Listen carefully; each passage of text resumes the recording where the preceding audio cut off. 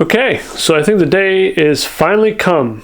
It is time to start getting the axles underneath the XJ.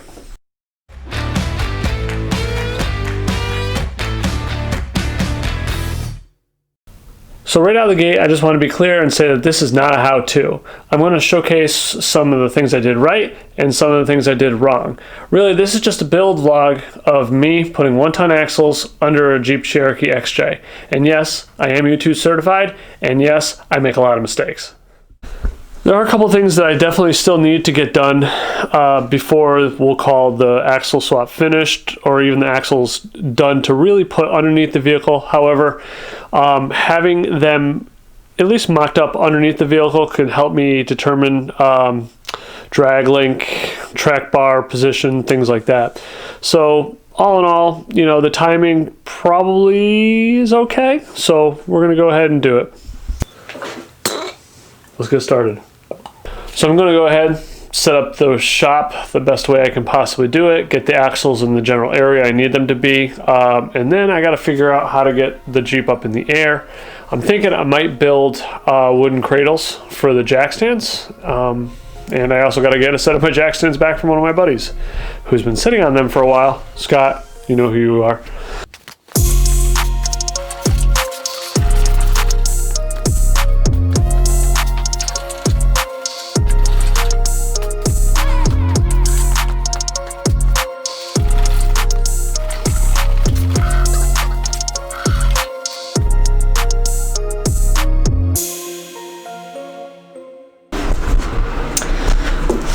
Alright, so about a half an hour in, got the tires off, got the Jeep up in the air, I got the shocks off, drive shaft off. I'm going to go ahead, get the steering off next, get the suspension off. I'm trying to get the front axle out of the rig tonight, and possibly start lining up the 1-ton.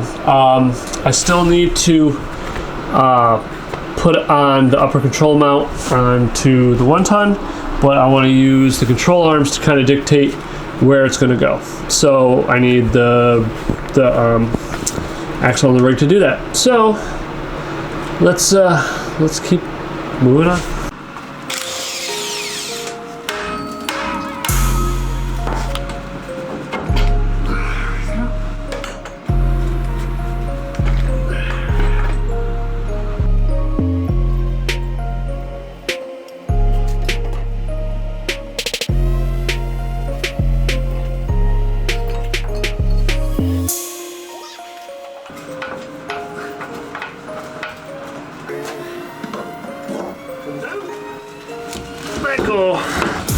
Let go. Thank you.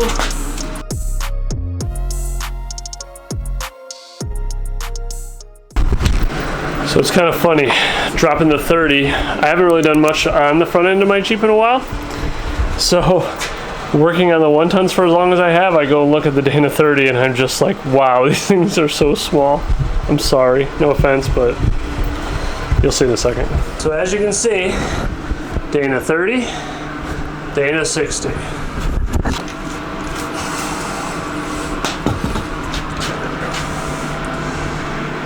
The 30 is not a bad axle, but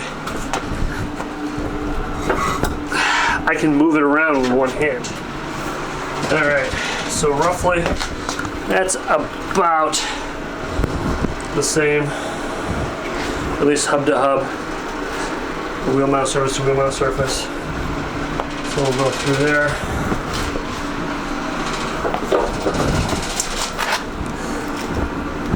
That's at least 8 inches right there.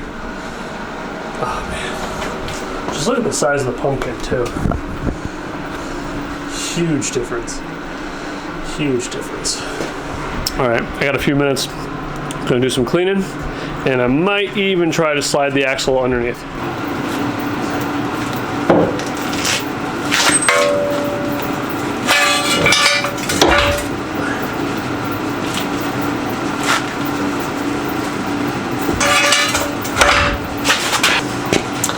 Alright, I'm going to leave it there for the night. I definitely have to come over a little bit more It looks like, yeah, I've got to come over probably at least another 2 inches this way. I'm going to have to come out at least 2 inches, and I have to see what I have for my control arms. Not too much of a problem. So far so good. Good first day. So we're on to the second day, and today I want to try to focus on getting the lower control arms bolted up. I want to check for clearance with the top of the truss to the oil pan. I think I might have some issues, so we might stretch the long arms a little bit. We got to see what that looks like. But really, getting the axle relatively centered and bolted up is going to be my main focus for today. To give me one less thing in the way, in the wheel well, I'm going to go ahead and take the shocks completely out. There we go. Ooh. Oh. Nice. I think we're in. We're in.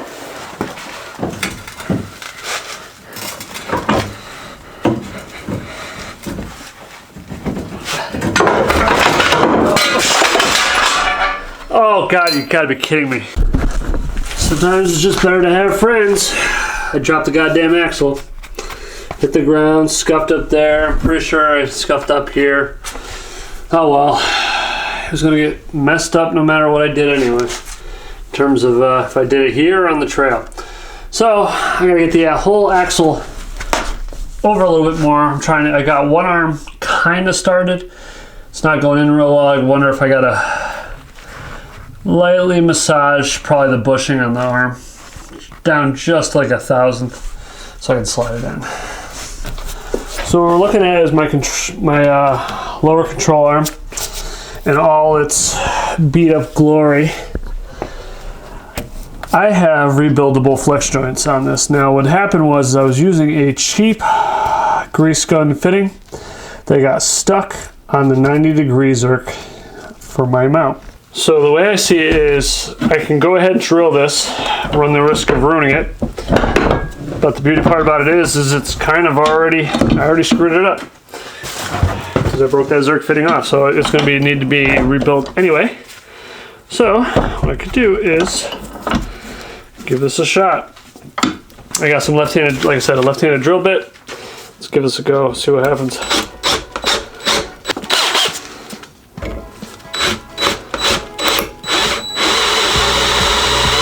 If anything, I can tap it for a new fitting. If that. I think I even have one kicking around here somewhere. Yep. Look at that. It's a little gunged up. But just gotta drill it out, tap away. Better judgment has prevailed. I'm just gonna go ahead, take this apart, and run the tap all the way through.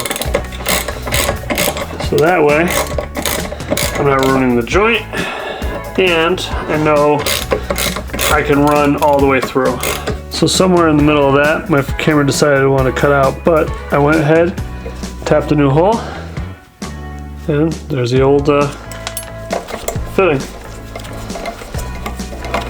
So I think we are okay.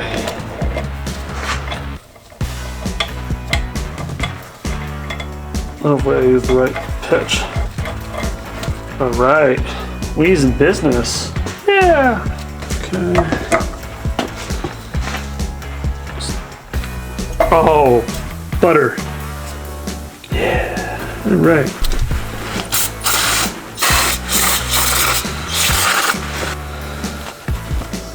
Good. Okay. Good.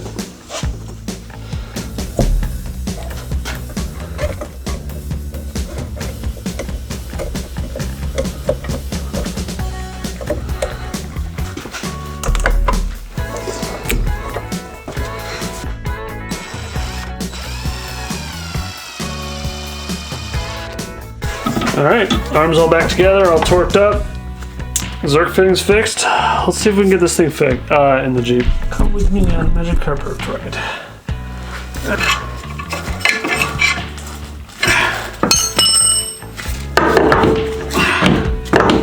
Pretty darn close.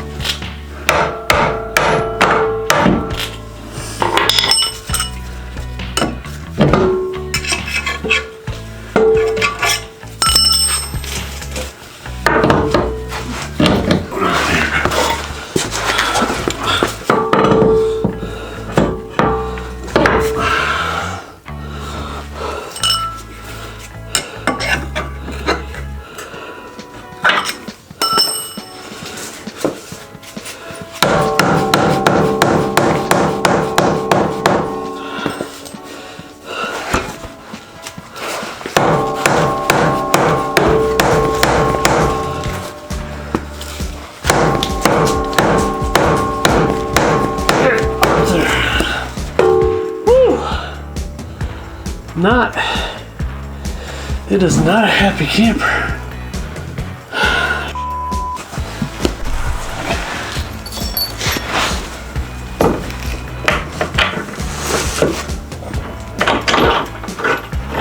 Yahtzee!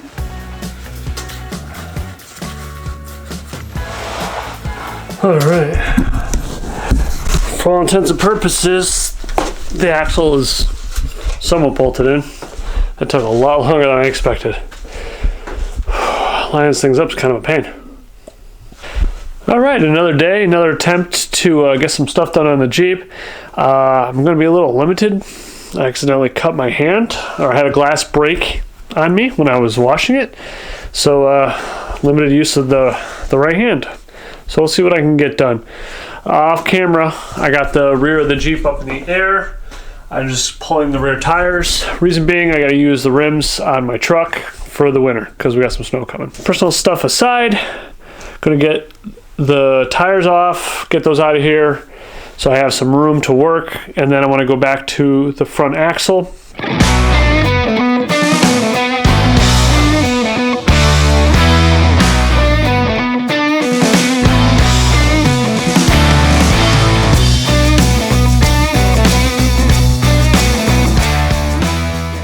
All right, so I took a page out of Nate at Dirt Lifestyle's book. I went and got myself a laser level. I found the center point of the Jeep and I marked it on the floor. Marked it on my oil pan too, just as kind of a reference.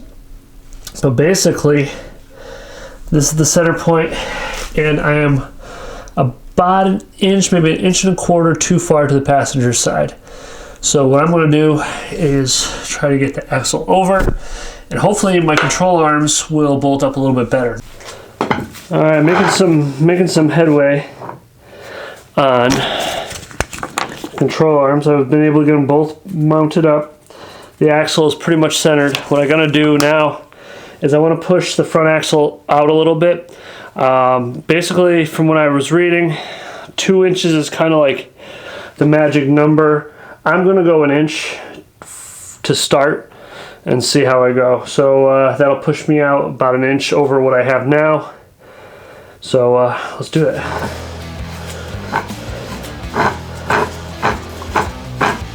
Alright, control arm all adjusted. I snugged this up. Still can move, but I want it, which is what I want. But it's not going to jump around on me too much. So yeah, let's go through this lovely new looking control arm back ender. Alright, I'm going to go ahead, I just wiped it all off, but I'm going to clean this area off, get it down to bare metal so I can weld my Johnny joint in.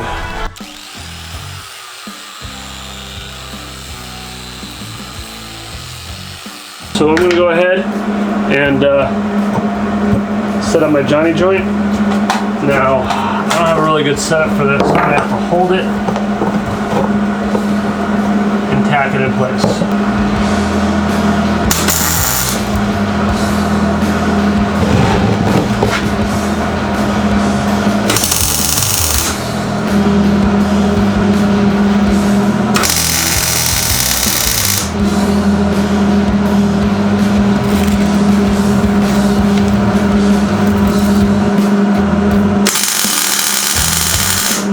I think this is fate telling me to kind of slow down or take it easy for today. I just ran out of wire in my welder, welding in the upper control arm mount, but made good progress. I got my axle centered. I lined up where my control arm mount is going to be. I've got a lot of up travel, which if it goes straight up, which is good.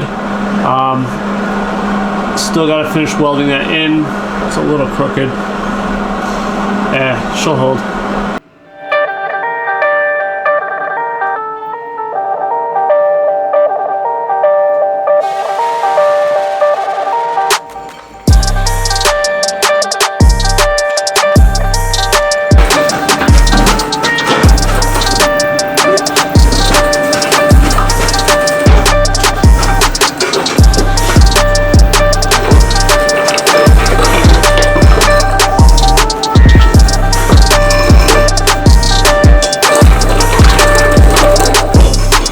That is the difference between a 10.5 and an 8.25. So that's where I stand right now. You know, I'm not super far along, but at the same time too, I've started, which is a huge deal for me. I didn't think I'd get this started as soon as I did, but the more I get done, the more motivated I am, and the more I want to really do this right, get it done, and get this beast back on the trail, and get it killing some stuff. Hopefully not me. I really love that rear end in there. That's sexy. Now I'm just rambling. I don't know what to say. At this point, I don't really need to say anything. I could just show stuff.